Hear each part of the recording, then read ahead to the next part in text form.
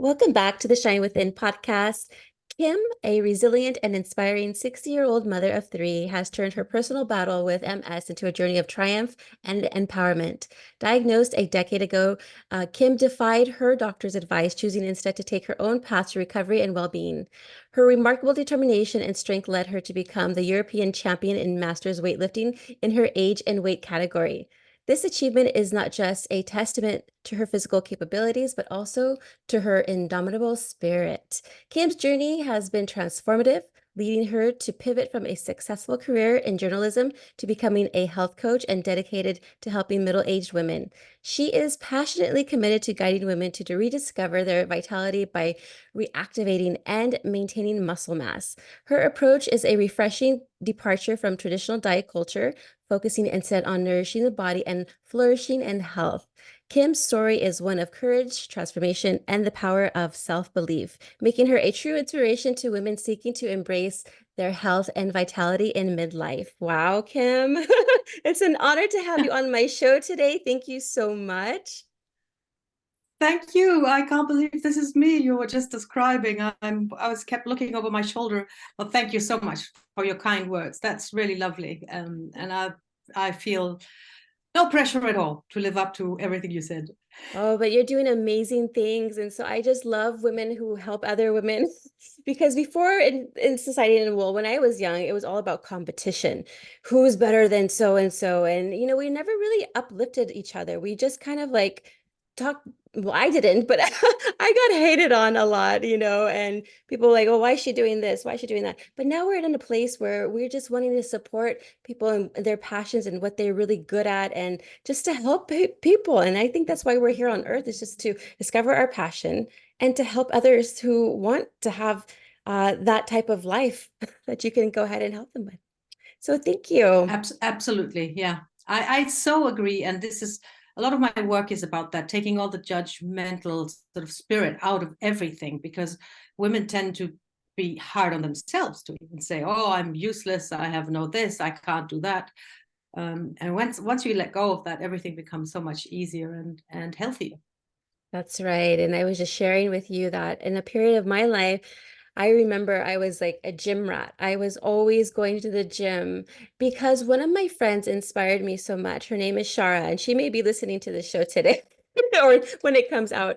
And she says, "Oh, I don't go on the treadmill. I will only do like 5 minutes of a fast warm up, and then she says I just go straight to the weights." And she just hit the weights because she was in competition. And so she was always just hitting the weights. I'm like, wow, I wish I don't have to do cardio and just hit the weights. And so that's what I try to do. One of my friends was weight training with me, and I was learning how to use all of the machines properly in the gym. But then, we'd go out and eat bad after.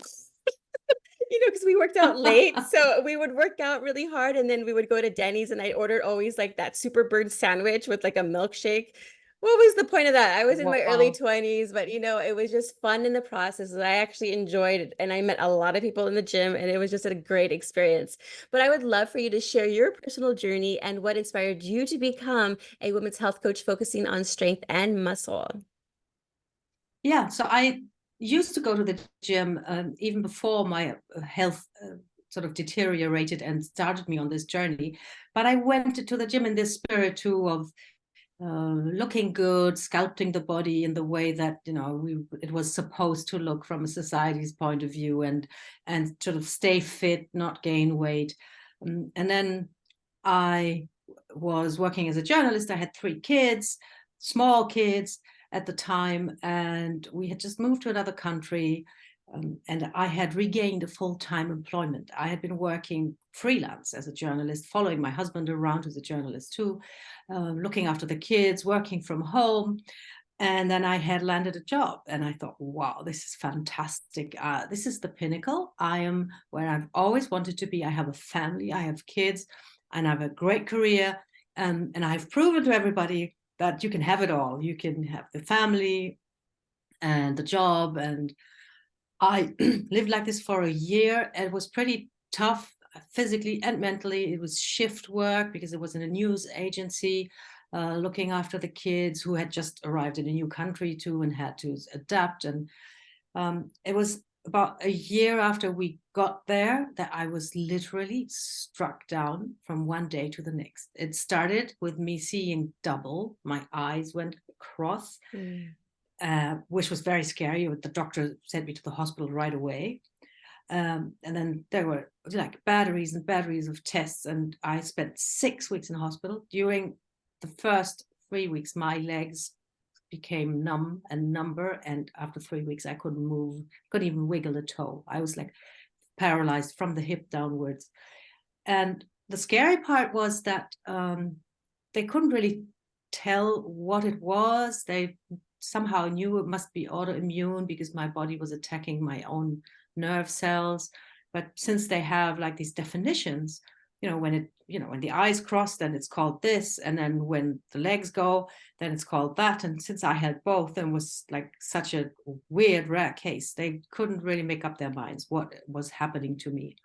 I was also such a weird case that twice a week I had like this circle of men in white coats standing around me, young guys, young girls who were studying medicine, and I was like a teaching case. I said, "Well, look at this woman. She has these weird things," and this is one of the most painful things that happen when you are ill, because you lose your autonomy, you lose your self-determination, and that makes you feel also that you lost your dignity, because you are not your own boss anymore. You're not the captain of your ship. You get people wake you up in the morning screaming, turning on the light at 6:30. They're not, don't even asking whether you would like to sleep a little bit more. I know that they have their schedule and that they're under a lot of pressure. I'm not blaming them, but the system makes it that you are just an object that gets sort of pushed around. And in my case, literally, because I couldn't walk. So I was pushed around. Sometimes I would find myself in the bed on a corridor waiting for some kind of test, and like totally left alone and didn't know, did they know I was there? Were they going to come get me? And after a while, they decided that this was a one-off syndrome that hits you and that then recedes. I could go home one day before Christmas. I had to use the wheelchair for quite some time. I could walk again like normally, like 6 months later. And today, I'm actually grateful for that experience, which is totally crazy, but it made me change all my perspectives, all the stuff that you get so worked up about, when you've never had any bigger problem happen to you, or the stuff with kids and how they're doing their homework, and am I on time for this meeting, and I don't know, is dinner ready on all this stuff that makes you so nervous and puts so much pressure on you. And I know it still does on all the women I talk to. They have all these pressures. And I let go of most of it because I knew there's really much more important stuff that's going on. And I'm, to this day, even though I'm like lifting weights and everything, I'm grateful for every step that I can take. And it makes life more fun, actually, when you're grateful and when you do not stress out because of small things that are actually all small things. I then needed treatment for 2 years. I got like transfusions once a month. And then after these 2 years, the doc told me, that's fine. You don't need those anymore. You can just go ahead and live your normal life. And I thought, wow, how great is that? I cried and I thought I was given a second life. And that lasted for 1 year. We moved countries again. And then one day I felt my left hand going numb. And it was again sort of ascending. And it took some time to do all the tests. But this time it was a full-blown MS relapse. And then after a year, I had another relapse, it was tiny, but I could tell something was happening again. And then I was officially declared an MS patient. And it's interesting because when you imagine you're given this second chance, you feel like you're healthy again, and it lasts for about a year, and then it's taken away from you again. Normally I think that could have floored me, but I had this habit of just living one day at a time, and I think that saved me. Because MS is something you do not know where it's going to take you. You have no idea. You don't know if in 2 years' time will you be able to walk or not. So I did not look further down the road. I didn't want to know. I just focused on what I could do every single day. And that was also what led me then to ask my doctor if I could exercise again, because I felt okay. I mean, my left hand is numb to this day. You know, if I put my left hand into my handbag to find the lipstick or something, I can't really feel what's going on there. I might come up with a key, but I can live a normal life with that. That's okay. And the doctor, when I asked if I could exercise, said, yeah, exercise is good, but, you know, be careful. And I thought, what does that even mean? What does it mean, be careful? It just means I'm not going to tell you no about exercise, but I don't actually know, you know, what kind of exercise we're talking about and what's going to happen. And I don't want to be responsible. So I'm just going to tell you, be careful. I thought, yeah, okay, that's not very helpful. And since I could move, I could walk, and I was at the time still very grateful for being able to walk.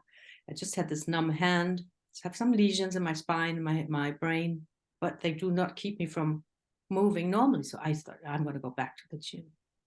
And I went back to the gym, and I had a different attitude. I didn't go there with this idea of sculpting my body and looking a certain way. I just wanted to do one thing. I wanted to build myself back up.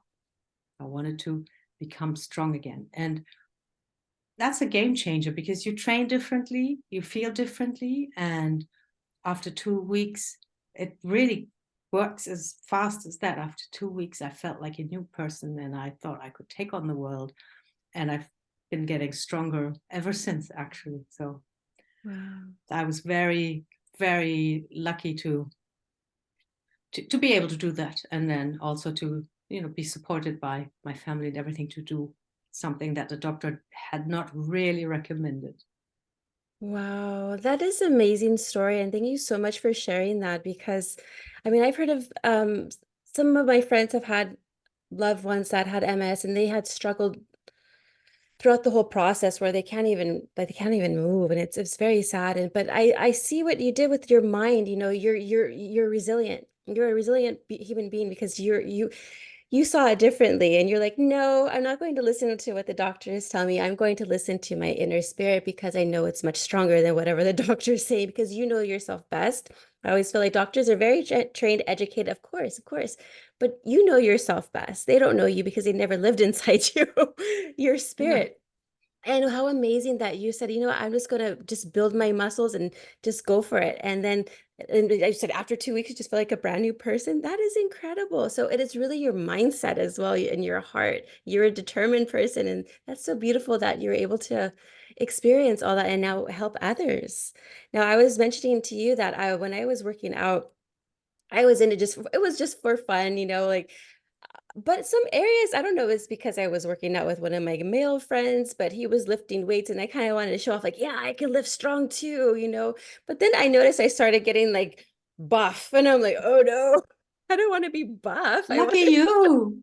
I know it's genetics. It's genetics. It's true Yes. because not all people can do that. Like for me, it was like lucky me because I was like, oh wait, I was like, but that's not what I want. That's not what I'm aiming for. And so we had to like change the workouts where I'm not like competing, like, yeah. But it was so much fun. And that is one of the biggest misconceptions is that when people say, oh, when females, especially, when I go and work out, I'm going to get too bulky if I lift weights. I don't believe that's the case. It is genetically based. And like for me, that's what happened, but it's not for everybody. What are some other common misconceptions about muscle building and toning that you can go ahead and like clear the air for, especially middle-aged women? Because I'm 40 now. So I would be considered middle age, right? Yeah. No, I'm 42. Well, I I don't can know. tell you, I can tell you that the masters sport that I'm practicing, and like masters is like a very nice word for people who are older. You become a master at 35, so that doesn't mean you're middle aged yet, but you're, you know, definitely not in this younger sort of full performance bracket. Right. I think one of the biggest misconceptions we still have, and it's really dying very hard, we have this 70s folklore, these images of, half naked men, Schwarzenegger and his friends in the gym pumping iron. And even though I'm an Olympic weightlifter now, people tell me sometimes, "Oh, great, you're bodybuilding." I said, well, not really. And what's the difference? And that's really crucial, especially for middle-aged women. Bodybuilders train muscles, so they will work on one tiny part of their body, the bicep. They will do, like 50,000 bicep curls in a certain amount of time, just to grow it and to build it up and make it bigger. And what we do these days in strength training, and that's a paradigm shift that happened, I think, in the early 2000s, but maybe it was that I caught on late or something, I don't know. But I think it happened about 20 something years ago. We don't train muscles anymore, we train movement.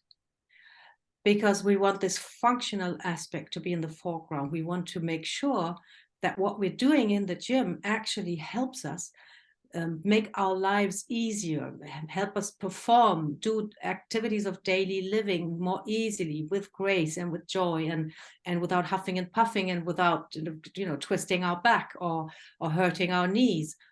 And that's the biggest difference today. And this is where we need to get rid of those images. I mean, I love this documentary, Pumping Iron. I could watch it many times because it's fun, but it's not what this is about anymore. And especially in middle age, this is what you need.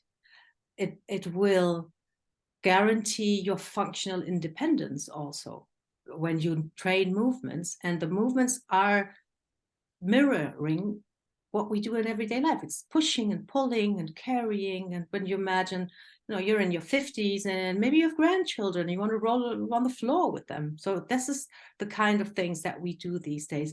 They make you strong, they activate and build your muscle mass, but they will not make you bulky. It's also, I think of the guys, and those guys that toiling away in the gym to build bulk, to build up muscle, and they toil and then they train and nothing is happening. They still look very, very skinny. And then women think if they look at a pink dumbbell from like 2 yards away, they're going to like blow up. It's hard work. If you want to build a lot of muscle, you have to work really, really hard, and you have to do this repetitive stuff, and you have to isolate small muscles. And I don't know of any movement in my daily activities that would resemble a bicep curl, for example. It's always much more complex. So I think once you understand that you're actually training for life, not training for a certain way of looking or a specific muscle group, then it just becomes very natural and the thing to do. Yes, and I was working with a trainer, and I mean we still lift weights together, but not like all like 25 pounds unless I'm working on legs and doing like some sumo squats or something and holding in between. And but I work with 3 pound and 5 pound weights, and it's nice because when I'm not at home and I'm doing something else and I'm working with, I can take my phone, with Zoom, you can do anything now. You can work out Yeah. together, you can Yes. meditate together, you can do whatever together on Zoom. And so I was at a friend's house and I'm like, oh, what should I use for weights? You can use different things. There's water jugs. I actually used some cans of food as my resistance, and it was fun. So no Yeah. excuses when it comes to, oh, I don't have weights. You can lift your child too if you need to. Absolutely. And you can also, you can become so strong and become stronger for years just using the weight of your own body. Oh, And I yes. think this is also something that's quite intuitive, because being able to sort of manage and hold and move and shift your own body weight, I think it's essential. It's essential. I don't want to talk about the zombie apocalypse, but you never know. You want to be able to run and maybe hang from a tree branch or something. So it's really, you don't. Yes, my clients sometimes also send me pictures of them lifting cans of baked beans and stuff. But you can also always use your own body weight, and that will still get you mighty strong. Yes, I remember I used cans of baked beans. Those were the cans, and also water jugs. Some Yes. water jugs. That was fun. But you're right about the zombie apocalypse. Heck, you never know what is going to happen. You never know. We've been in some crazy times lately, and so you just never know. And it's good to have some movement and some muscle mass so we can run faster or whatever we. And you're right, we have our own body as we can just use our own body as resistance and do incredible things. Even myself, I remember I was going to Lake Elizabeth, it's somewhere in Fremont, California, beautiful lake, beautiful lake. And I would just walk around the lake and then I would take time and there's be this nice tree. I would just hold that and then just do my leg lifts and everything. And then that was pretty, I mean, I have a pretty thick leg. It's pretty muscular too. And I felt all of that muscles going like, yeah, keep on going, keep going. So we can just use our body for Yes. working out. And it's amazing. Now, you have actually a certain approach in with working with women, and especially with like targeting belly fat. Can you explain the science behind that? Yes. The one thing that we need to know, and it's pretty painful, is belly fat is just fat. So it's not something magical that appears when you reach 45 or something, and all of a sudden your body is making fat out of hormones or fat out of nothing. It is just fat, and it will only go away with the caloric deficit. However, the body stores fat in the visceral region more after your 40s, in your 40s. So the distribution of the fat changes, and that's what explains what many women call the menopause belly and stuff. But it is just good old fat. So if you train and have a caloric deficit to drop fat, sooner or later, it will also, go away. It might take a little bit longer, and many women feel, oh my God, I lose weight, my arms get skinnier, my legs get skinnier, just my belly doesn't. You just have to keep going until you have reached the point where the body will get rid of that. There's also the fact of stress and cortisol that encourages the body to hold on to that visceral fat. And you can do a lot for your quality of life and also to ease, getting rid of the belly fat by de-stressing, learning techniques to deal with stress, to relax, to unwind, to be mindful. But at the end of the day, and I think this, some women think this is sort of harsh when you say it's just fat. I think it's empowering, because it really means this is not a weird substance that's different than it was before when we were younger. It's not caused by hormonal imbalances in a sense that hormones create that fat. They can't do that. So that sort of puts the power back into our hands. One thing that I want to say is that, yes, the hormonal shenanigans that you start going through, some women in their 40s, some in their 50s, they change your behavior. And that's what can cause, the weight gain and the belly fat to increase. It starts most of the time with lousy sleep. So you wake up in the morning, you're groggy, you're fatigued, you're in a low mood. So you're going to be prone to moving less and eating more. And you might not even notice. That's the thing, because the body's very sneaky with these things. If I have a bad night's sleep, I can tell you I want to eat sugar all day long. It's nearly like a switch that was flipped. It's crazy.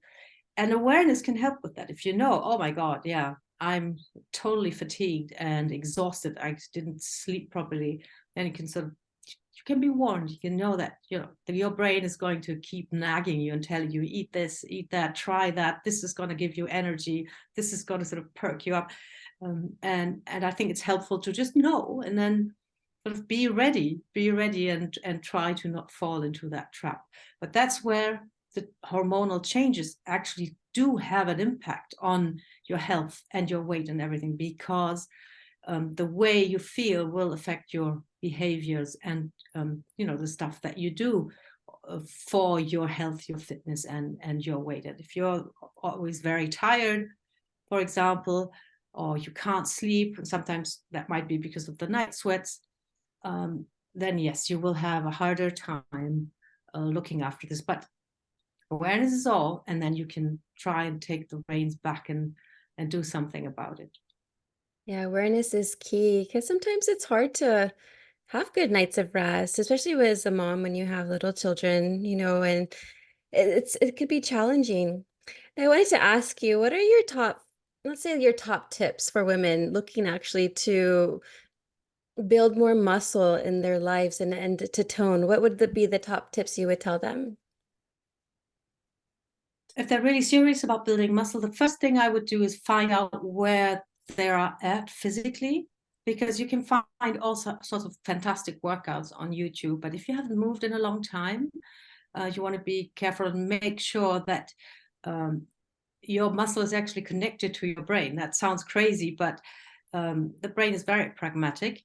And when you haven't used a certain muscle group for a long time, the brain will sort of put them offline. It's the efficiency of a muscle contraction is like in great parts due to the efficiency of the brain signal traveling to that muscle. So you want to contract a muscle, and if you haven't done that in a long time, that is not a very efficient process. And the problem with that is when you see a movement and you want to imitate the movement, and your muscle is actually not reacting exactly as it should, because your brain is not used to signaling strongly anymore, then you can get hurt because you will somehow move differently, and not even notice that you're hurting yourself. You want to find out first, how are you doing?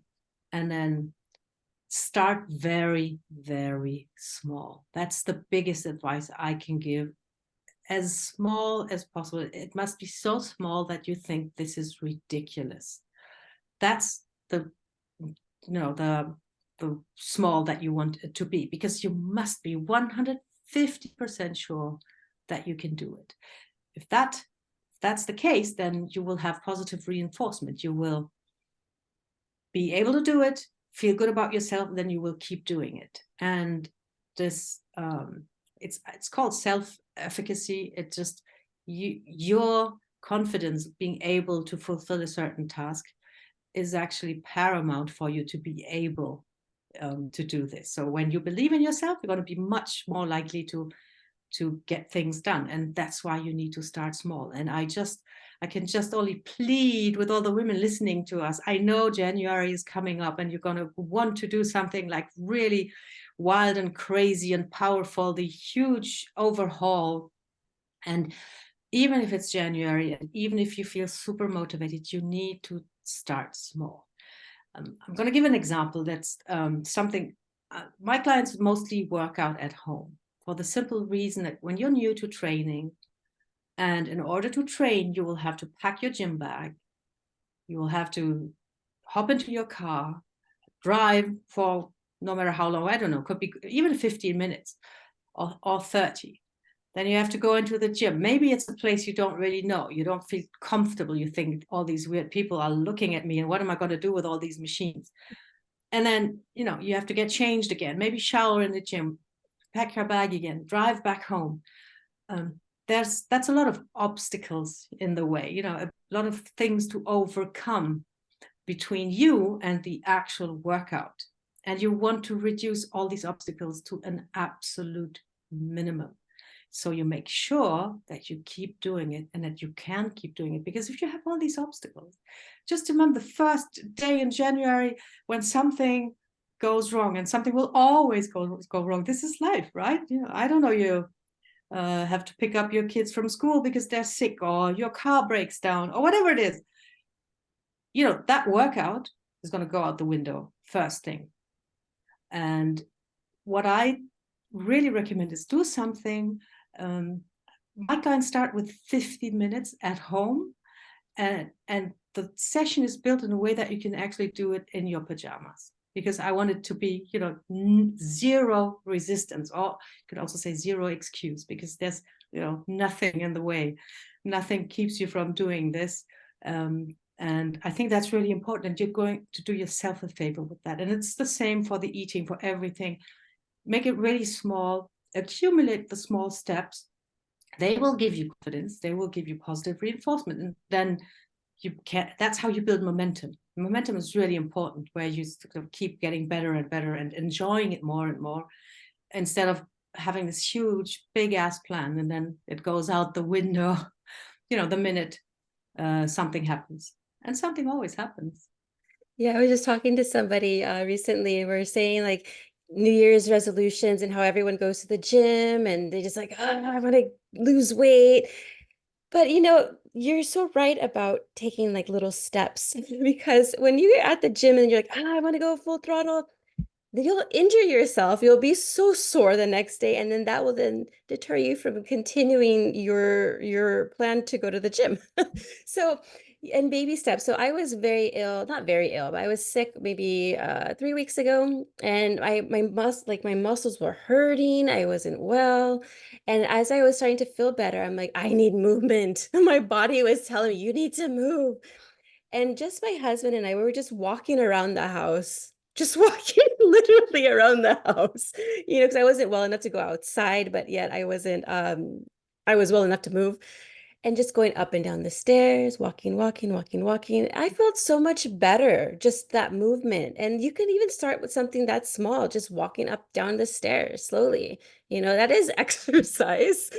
Heck, they even have those machines at the gym where you're going up the stairs and it's like I don't forget what machine it's called. I don't know, but it's just the The one that the Stairmaster. Stairmaster. Yeah, there you go. The Stairmaster, that one. And you're just going. It's the same thing at home. You can just come up with so many different things you can do at home. It's amazing what you can find at home that you can say, oh, that could be like my little workout thing. Workout buddy. Yeah, Yeah. absolutely. That's a Yeah. great idea. Yes, and I felt so much. I'm much better now, thank goodness. Now I'm like, I'm ready to work out. And but I listen to my body now. Before I used to just be like, I have to go so hardcore. I'm not like that anymore. Like, because I said I will injure myself. I'll do something. I'm focusing more like on the stretching and then doing some like leg lifts while I doing that, like lift, because I'm trying to strengthen the muscles in the area where I've been in multiple car accidents, and so I have a lot of lower back pain. None my fault, by the Oh, way. And so I a lot of neck pain too. And plus, I'm in front of a computer sometimes, and so I take breaks and I'll just go ahead and stretch. My husband last night and I were talking. He was using the massage cane or it was a TENS machine, and I was the foam roller on the floor. He's like, "Hey, we're getting old, huh?"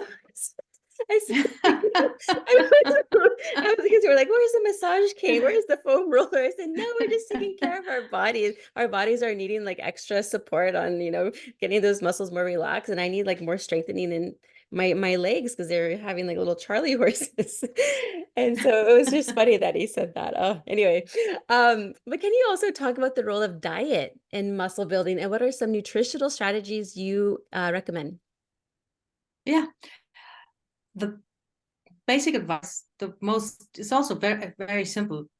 Simplicity is genius in most cases, in most things that we do in life. Most women will need to eat more protein. That's definitely the case. Because what we think is enough, and even government recommendations are just enough to survive, but not to thrive. And especially if you want to drop some fat, for example, you want to eat as much protein as possible so you can hold on to your muscle mass, and not have the body eat into it. So you want to aim for something like 1.6 grams per kilogram of body weight of protein. And if you do the maths, you will realize that that's a whole lot of protein. So you really have to be intentional.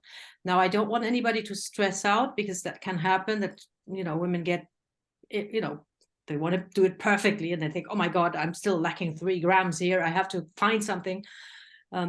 If you focus on having a source of lean protein with every meal that you eat, and just be intentional about that, you're going to be fine. So you don't have to go totally crazy and obsessed, because that's going to be another source of stress, which we don't want in our lives. Yeah. Then you want to eat as much, vegetables as you can stomach, like literally, and that's it. That's it. If you can do that at every meal, maybe you want to have a look at your calories and you feel that you could eat more, then you can eat whatever you like. Have some fun with food also and enjoy it. But you want to do it in a way where you ask yourself, what does my body need? So, sometimes clients come to me and say, so which are the foods that I should avoid? Which are the forbidden foods? And I say, no forbidden foods here. We look at it the other way around. We want to just ask ourselves, what do I need to function properly? What do I need to perform? What do I need to jump out of bed in the morning and feel energized and happy? And what do I need to feel good after my meal? And you want to do that with having protein at every meal, and then as much vegetables as you can, or maybe fruit for breakfast, or if you don't want to eat, I don't know, spinach for breakfast or something like this. But that's it. That's the simplicity of it. Ask yourself, what's good for my body, and then give it that, and then for the rest, just enjoy your life. Yes, I agree. I love vegetables and I love protein. Now, when I worked out, I used to work out at Orange Theory. That was like my workout place during my early phases of recovery from alcoholism.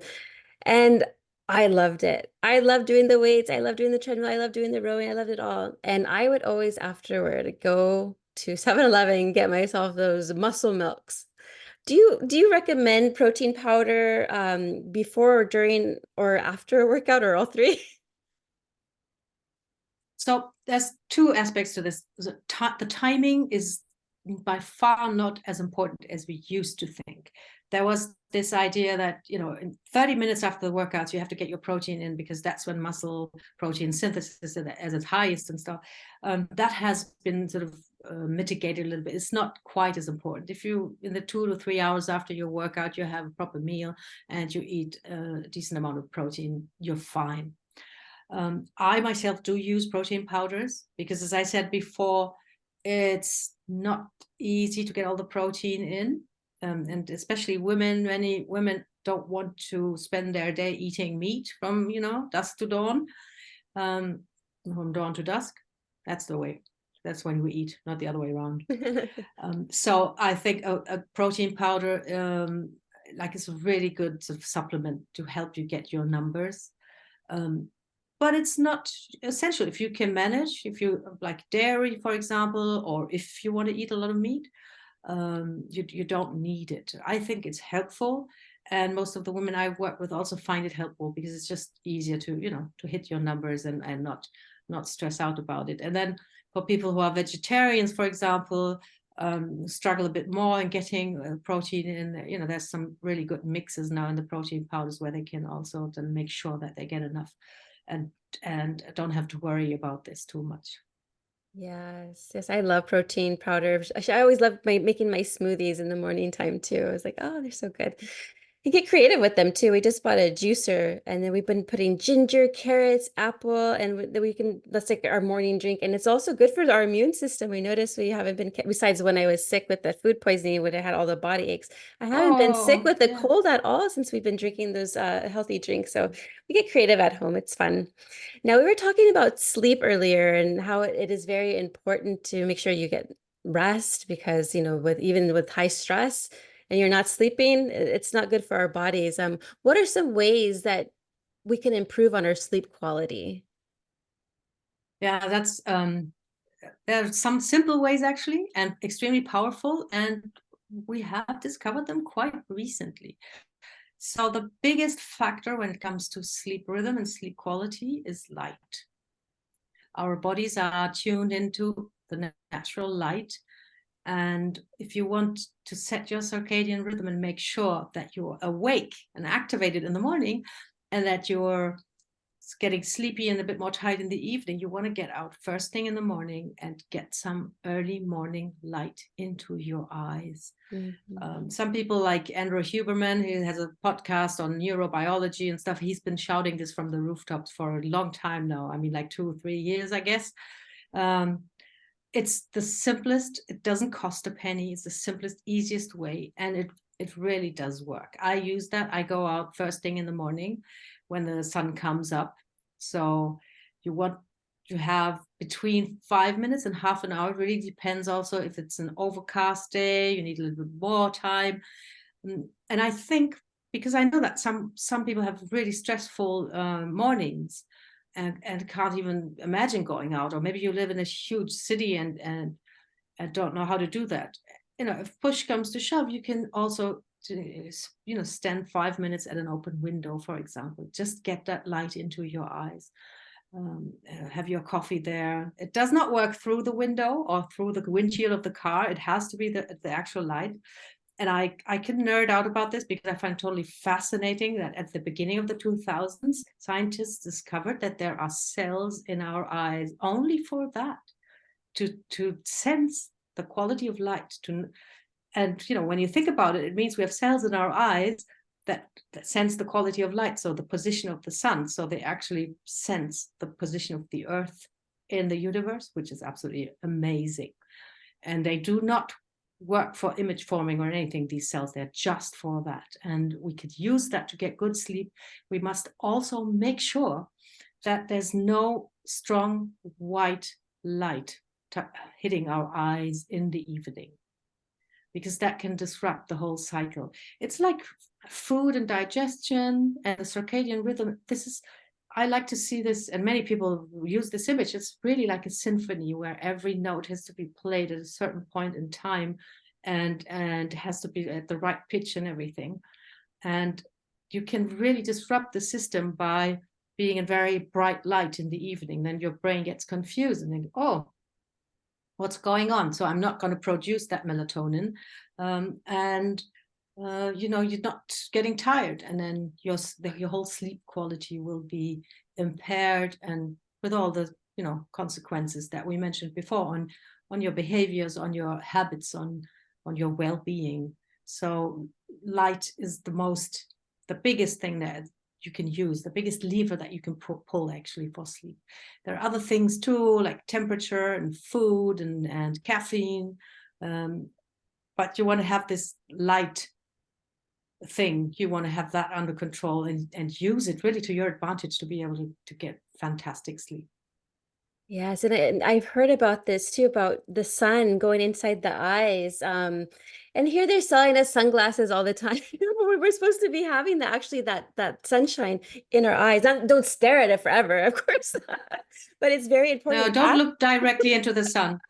Don't look directly into the sun. You're going to hurt your eyes. But you Yeah. know what? When I'm walking in the morning, and I live in Spain, so it's a very sunny, bright country.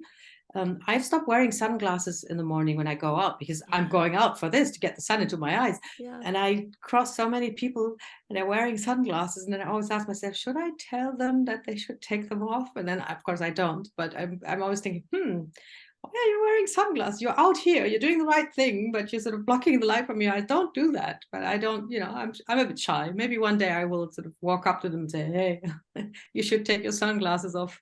Yes, you should. You should. I can totally see myself as doing that because, like I said, I love walking around Lake Elizabeth in Fremont sometimes, and everyone has their sunglasses. Yes, I'm guilty of it sometimes too. But since I've learned about, hey, take off your sunglasses, let that light come in. It's amazing. Yes, it actually activates the pineal gland too. Which is very interesting. I was like, oh wow, I didn't know that as well. So a lot of fascinating things. And you should just next time you see a person, just be like, hey, try this without sunglasses. See how you feel without them with the rest of your walk versus when you have them on. And then see what they say. They Yes. probably appreciate you next time they see you when they're walking out again. They're like, you know what? Thank you, Kim. Thank you. That's great Oh yeah, advice. maybe. Yeah, why not? If it's going to help somebody, I mean, it's their choice. They have free will to leave them on or take them off. It's up to them at the end, but at least you planted the seeds in their head. So I would do that. Yes, I will do that too. Next time I'm out, I'm going to take off my own glasses because I was always about sunglasses, sunglasses, sunglasses. But these are ways that we can actually heal ourselves and improve our quality of just living naturally without it costing any money. And I always think like, that's why they have us wearing shoes with rubber soles so we can't really be grounded to the earth as much. It's just things like that just so they can make money. And it's interesting. But yes, I'm glad that you brought that up because that is something that I just recently learned as well and that I'm starting to take action on without the sunglasses. Yes. But you mentioned self-control as willpower, as qualities you help strengthen. Can you give examples of how you do this in your coaching? Yes. The first thing that we need to learn in when we think about willpower, and I think most of us, is that it's not personal virtue. It's not a character trait. We tend to have this impression that some people, they just have this never-ending willpower. They're so virtuous, and we keep putting our hand into the cookie jar because we don't have willpower and we don't control ourselves. And it's actually not the case. It's not something that you're born with, or that's like a character trait. It's all governed by something in our brain, a little hub that we all have, and that we can all activate and train. Actually, it's absolutely amazing. You can, for example, do small things on a regular basis that you instinctively do not want to do. Overcome resistance. Practice resistance overcoming, and that means sort of practicing your willpower, training your willpower muscle. And it could be anything. The thing is, willpower is for two things, actually. It's for doing things that we don't want to do, and for not doing things that we really want to do.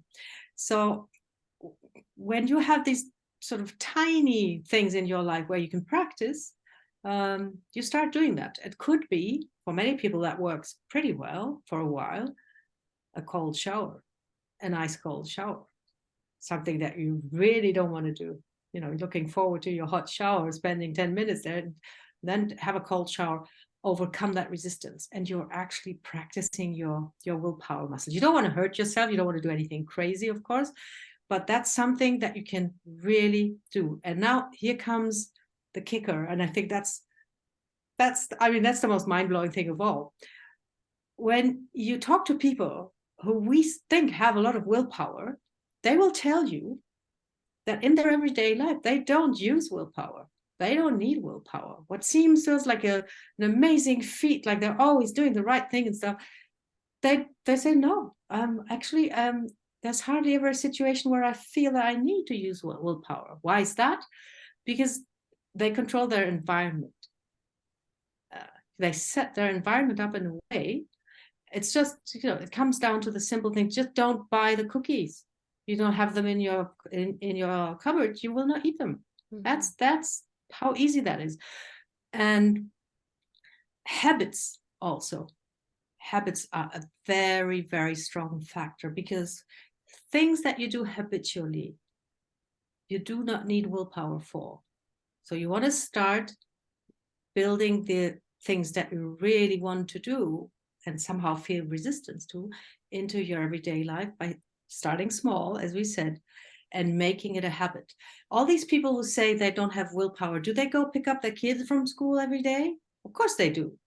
Is that something fun to do? Not really, when you have to drive through traffic and then wait for an hour and it's stressful. But you do it because it's a habit. You don't need any willpower for that. Brushing your teeth, I don't think many people need willpower for that. It's just something that you do every day. So the things where you feel that you have a lot of resistance and you don't want to do them, and you need to sort of pull yourself together and to gather all your willpower to do them, you can sort of cut them down into tiny chunks and start practicing them as small habits until they become second nature, and then you don't need willpower anymore. I think yes, we can train our willpower, and we want to do this, and scientists can actually see in the brain when it's activated, this hub that we have. But the smartest thing to go about this is actually to make sure that you don't need it in most situations. Sometimes, it's going to happen, and there's nothing you can do. But the way you build your environment, and if it is built in a way to support what you want to achieve, support your goals, support your values, then you don't have to rely on willpower, and that's so much easier. Yes, the same thing goes with like alcohol. I remember I had to change my habits, my routines. I had to like mix things up because the lifestyle that I was living, I knew I no longer wanted to live that way anymore. So I had to change everything. But it takes time. It doesn't happen overnight, but it takes time. And it's going to be like that whole analogy, like building a muscle. It takes work. It takes time. Yes. No pun intended, since we're talking about muscle today. But that's like in anything in life that you want to, whatever goal you have to just build it. And it's going to take time. And just as long as you have that consistency, you're going to get there. And that comes with the resilience, because I was just telling you how resilient you are. And resilience is crucial in any fitness journey, I'd say, or any type of journey, whether it be a recovery journey as well. What advice do you have for women who actually struggle to stay motivated? I get this question a lot. I can imagine. Yeah, motivation is I think motivation is overrated, because I see motivation, to me, it's like a mood. Because sometimes, you get An up in the morning and you're energy. totally motivated. Yeah, Yeah. you're motivated. You want to do the things. And then the next day, you're not. So you don't really want to rely on a mood, on something that comes and goes, that is so super fickle. For you to build a healthy life, or to build a happy life, you cannot rely on motivation. And I think the best advice that I can give when it comes to, I don't really feel like doing it, you have to start doing something. So let's say you plan to take 10,000 steps every day. Like, it's, January is coming, I want to walk every day 10,000 steps. So first day, you're probably, going out there getting it. Second day, so maybe a little bit harder. And then the third day, think, I don't feel motivated. I don't want to take 10,000 steps. So what can you do? You're going to just go out there and, tell yourself, okay, I can take 1,000. I can just do a little bit. You just start doing something. Don't stay in your head negotiating, because you're always going to lose. It's by doing small things, doing things at all, that you become sort of motivated to do some more. It's also pretty famous, I think, the 5-minute rule. You don't want to do your workout, you don't want to study, you don't want to go for your walk. Just make a deal with yourself. You're going to do it for 5 minutes and then see how you feel. But that's also another way of sort of lowering the resistance, removing the obstacles. It's not this big thing that you have to do. You just, anybody can do 5 minutes. That's what you can tell yourself. And then when you start, more often than not, I think you're just going to keep going, but because you're already in the groove and you think this is nice. And then some days you might think, oh, this really sucks today. So yeah, I'm not going to do it. But you will have done 5 minutes, which is always better than nothing. Because when you do nothing, you're going to berate yourself and become very self-critical and negative, and I can't do anything. Whereas when you have done 5 minutes, you can tell yourself, yeah, okay, today was maybe not my day, but I did a little bit. I did what I could. And that's another way of, reinforcing your behavior in a positive way. And I think really I think this is the big thing that happens every January, because on January 1st or 2nd, you're so motivated. Sometimes this motivation is powered by a hangover, for example, and then you think, oh my God, I feel so horrible. I got to do something different and I'm going to change my life. And if you want to count on that to make change, you're going to be disappointed. You want to count on action. So don't tell yourself, oh, I'm so motivated, I'm going to do everything right now. Tell yourself, okay, January 1st, I'm just going to go for a walk, or I'm just going to go, train, or do the gym, or buy vegetables, whatever it is that you want to change. Don't count on motivation. It's the same as relying on your willpower when you're coming home after a long, stressful day at work and you think, no problem with chips and chocolate in the kitchen. I'm going to rely on my willpower. When you come home from that really bad day, it's going to leave you alone, and you're going to stand there and just do what you didn't plan to do. So it's always easier to be prepared to work on your environment, and then just take those little steps that will then get your motivation back up.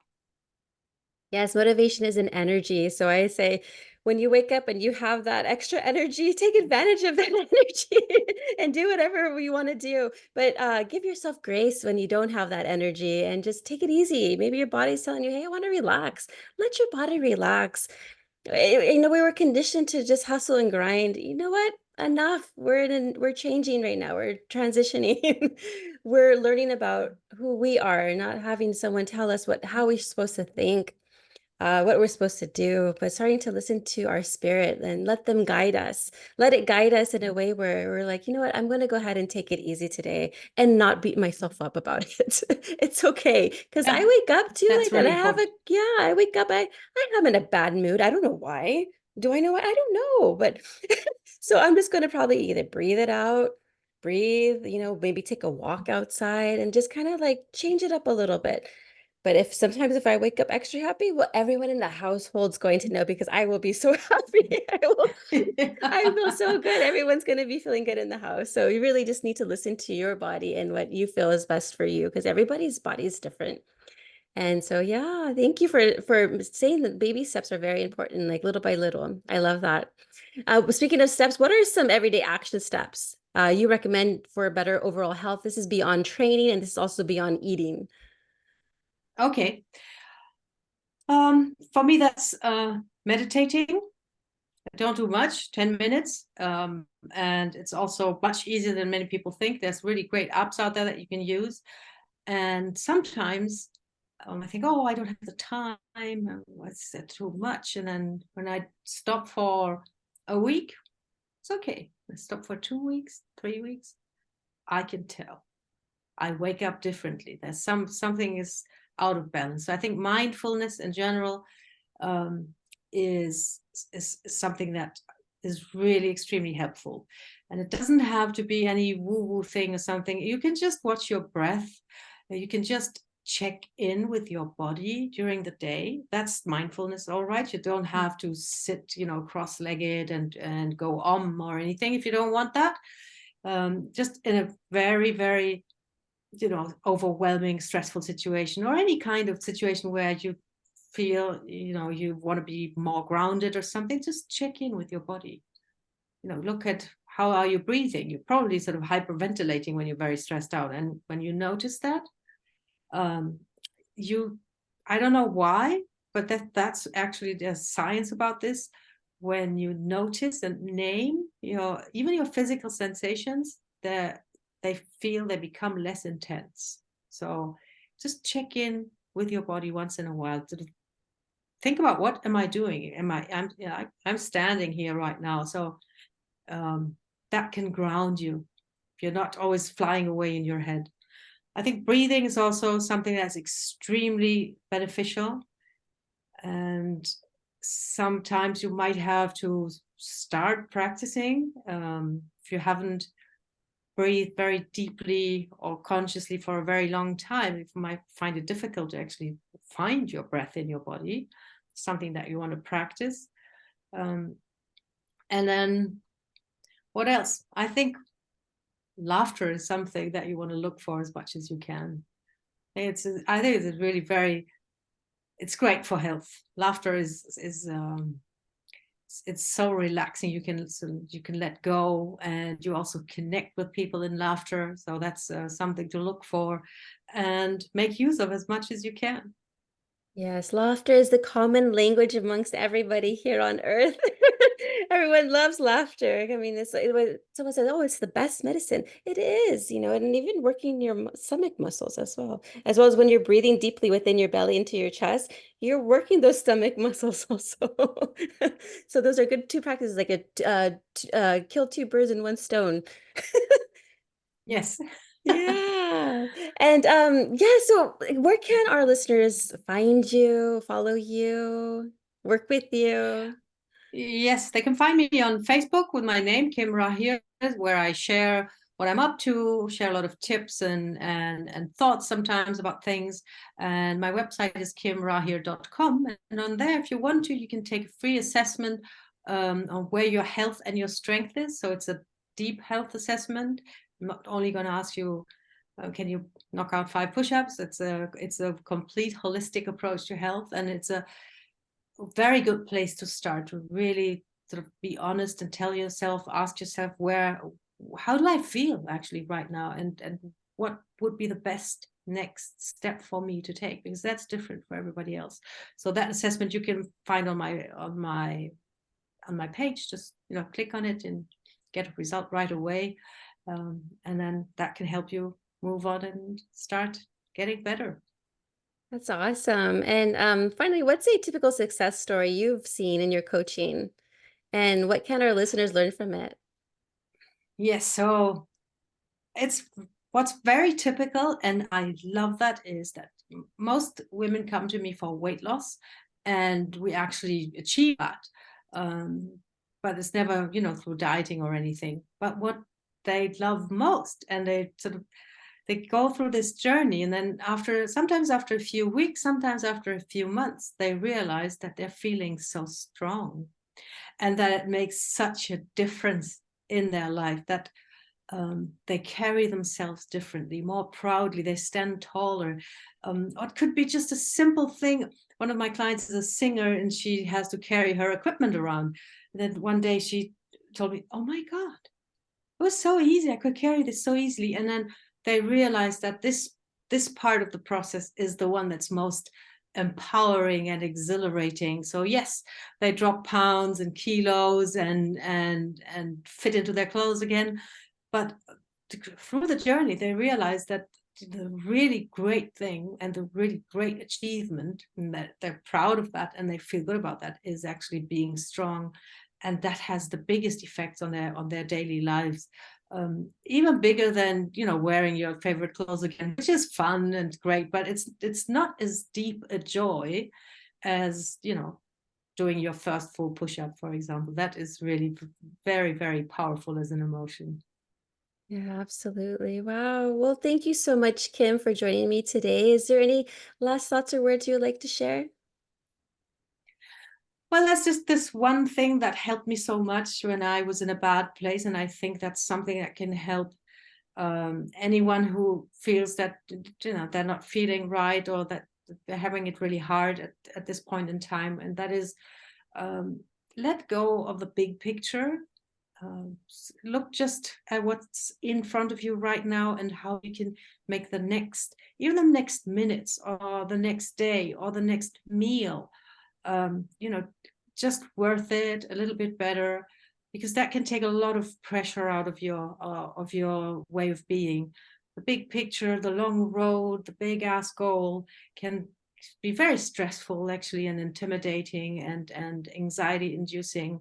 And focusing on just the next small things, the next meal, or the next cup of coffee when you like coffee, I don't know.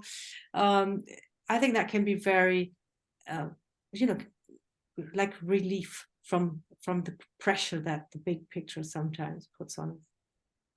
Absolutely. Yes, I agree. Well, thank you again, Kim. It's been an honor and a pleasure, and can't wait to put this up so everyone can not stress out so much about the New Year resolution, but just to take small steps and into their health. And yeah, thank you. Thank you.